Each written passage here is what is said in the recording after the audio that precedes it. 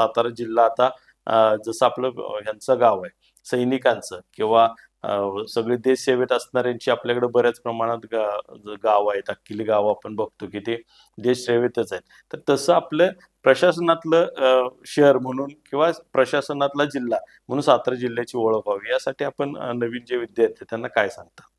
आता प्रश्न येतो पुढे जे 11वी-12वीला आहेत आणि ज्यांना ग्रॅज्युएशन करतात, तर त्यांना मी हा सल्ला देईन की इकडे बघण्याचे दोन पैलू आहेत. काही जण असतात जे म्हणतात की मला प्लॅन बी हवा आहे.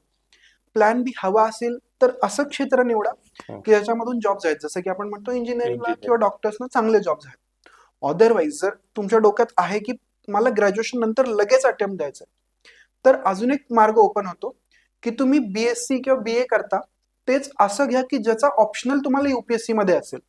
जसं की BSc मॅथ्स आहे, हां. BA पॉलिटिकल सायन्स आहे, BA सोशिओलॉजी आहे, जिओग्राफी आहे. ह्या विषयांमध्ये आपण करू आपलं शकतो. ग्रॅज्युएशन करू शकता. सो दॅट जसं तुम्ही बाहेर पडताय तसं तुम्ही 3 वर्ष म्हणजे ग्रॅज्युएशनचे 3 वर्षच एखादा वीकेंड बॅच करायची किंवा UPSCचे बेसिक बुक्स जे की NCERT, लक्ष्मीकांत वगैरे असतात ते वाचायचं आणि सरळ अटेम्प्ट द्यायचा.